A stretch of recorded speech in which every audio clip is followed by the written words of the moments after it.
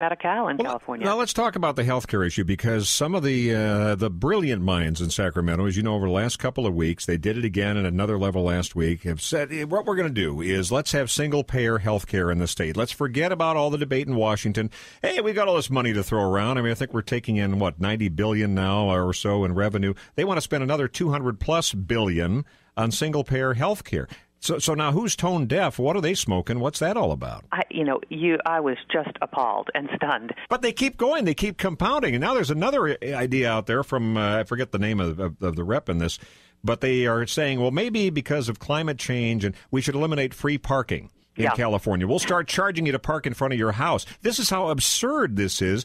All the tea leaves can be read every which way, and no matter what party, you're going to think, well, we can't afford it anymore, so let's do something different. But they keep piling on. Yeah.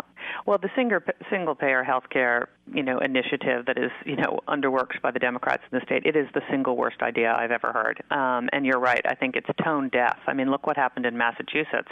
Not all of that was around health care, but I think there was a certain amount of nervousness and distrust around whether the government could really, do this better than individuals making their own decisions. Well, a lot of it was around that because Brown ran a lot of those ads back there, and we're talking Scott Brown in this case. I'm the 41st senator. Yeah. Yeah. And they also know because they've had a state health care plan, which your friend and mine, Mitt Romney, put together. And that's going to be a challenge for Romney if he runs for president next time around, because you know how to be framed that, well, it's out of control. Wait, the reason it's out of control back there is because the legislature went nuts, like ours tends to do, after the fact, and piled it on and made it more expensive and bloated. So that's the rest of that story. You know what this brings, I think, me back to, and I bet you would agree with this, Mark, is we just need a pragmatic, common sense approach to government. Let's focus on, doing a small number of things. Let's take spending and be smart about it.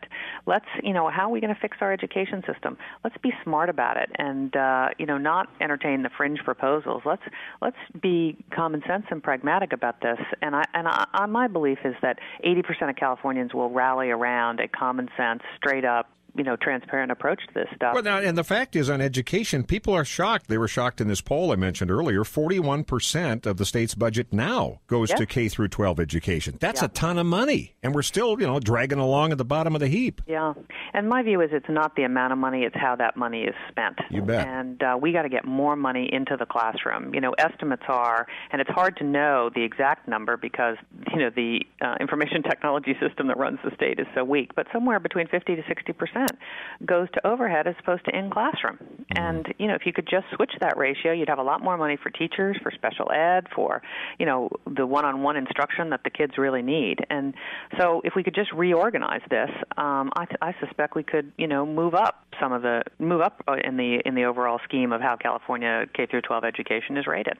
Meg Whitman with us here on 1170 KCBQ in the governor's race. Of course, the way it stacks up now, there's Poizner, there's Whitman, there's Campbell's off running for the Senate, as I mentioned, and then there's Jerry Brown. And there are a lot of people in California who are going to think, well, Jerry Brown, name rings a bell. Don't know what he did, but I don't know. He makes sense at some times. Maybe I'll take a look. You and I both know the rest of that story too. But what do you make of Arnold, as in Schwarzenegger the other day in an interview, making it sound like, well, I just want the best person to win. I said, what if it's Jerry Brown? Well, it's Jerry Brown. I mean, there's some people, as you know, are buzzing that maybe Arnold thinks Jerry might be best for business. Does he need to go back to the smoking tent and have a discussion with me? Well, we're going to try to do that. He needs to look very carefully at Jerry Brown's record because Jerry will not be good for business. I think what he was saying in the context of the interview, just to try to be fair on this, was something about, if the people of California pick, the people of California choose, and I'll go with their decision. Well, that works except on Prop 8 sometimes, apparently, in political circles. Yeah. But maybe that's what it is. I can't imagine. It really did sound like somehow when he knows, Arnold knows, the biggest issue in the state is jobs, is business, and you take it from there. So you need somebody with some business expertise. And last time I checked, I don't think Jerry Brown's run anything other than being in politics. No. And I think at this juncture in California's history, given that the economy and jobs is everyone's number one issue, you need someone who's run a business, who's met a payroll, who understands how to, get efficiency and also, really understands the impact that this is having on people's lives. And, the stories I hear every day, it would break your heart, Mark.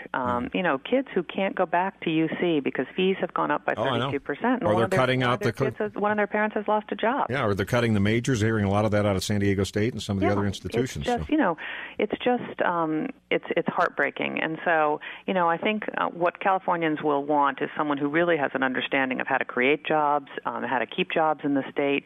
The government doesn't create jobs. What the government does is create the conditions for small businesses and medium-sized businesses to grow and can you do that without adding new taxes?